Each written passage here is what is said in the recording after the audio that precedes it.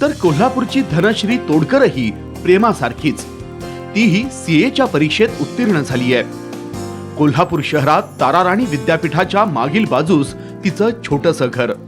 वडील गेल्या 2 वर्षांपर्यंत चहाची गाडी चालवायचे। परिस्थितीमुळे महागडे कोचिंग क्लास तिला न परवडणारे, त्यामुळे स्वतः अभ्यास करून ती 12वीला बोर्डात 11वी आली। तिच्या जिद्दीची कहाणी दैनिक सकाळनं छापल्यानंतर तिला मदतीचा ओघ सुरू झाला। हा आपल्या आयुष्यातला टर्निंग पॉइंट ठरल्याचं धनश्री सांगते। मी तर म्हणेन की सुधाकर काशीद साहेब माझ्या आयुष्यातला टर्निंग पॉइंट ठरले, कारण त्यांच्यामुळे पेपरला आलं, त्यामुळे ते सतेज पाटील आले। बीकॉमच्या परीक्षेत शिवाजी विद्यापीठात ती 5वी आली।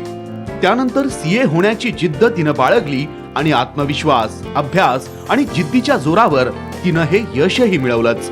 याचं श्रेय ती आई वडिलांना आणि त्यांच्या संस्कारांना देते।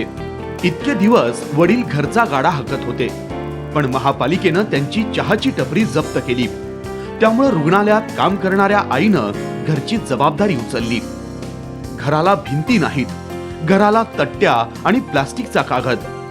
धनश्रीला आता हे चित्र बदलायचंय। धनश्रीची स्वप्न मोठी आहेत। घरातील 6ही मुलींना असंच मोठं करण्याची तिच्या आई वडिलांची इच्छा। आपल्याला मुली आहे, कुठं नाही कुठं तर त्यांच्या पायावर उभा केला की त्यांचा प्रपंच चांगला होणार। आपलं कसं एकाला 4 मुली झाल्या, आपलं काय मिळवतं आपण नाही, त्यांना काय करता येत नाही। त्यांच्या पायावर उभं राहिलं की त्यांनी जिद्दीनं आपल्या स्वतःच्याला काय बी करू शकतात।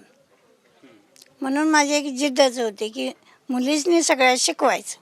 12वीला ज्या टायमाला ती बोललं तरी त्या टायमाला ती खात्री वाटली ती होणार म्हणून। आणि ती परवा मला म्हणाली, ती एक पेपर मला अवघड गेला आहे पप्पा, काय करू? काही भिऊ नकोस म्हटलं, काळजी करू नकोस, तू नक्कीच होणार। हे ज्या दिवशी परीक्षा ती चालू होती त्या टायमाला त्यानं मला सांगितली ती, आणि त्या टायमाला हेच तिला बोललो मी की काळजी करायची नाही।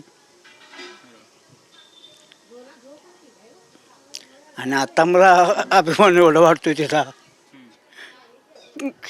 की ह्या स्टेपला जी पोचली म्हटल्यानंतर आमचे हे काय झाले, क्रेडिट कार्डपुढे गेले आमचे। सीएच्या परीक्षेत आपली बुद्धिमत्ता दाखवून प्रेमा आणि धनश्रीनं स्वतःच्या कुटुंबाचंच नाव मोठं केलं नाही, तर महिलांसाठी अभिमानास्पद असं काम केलंय।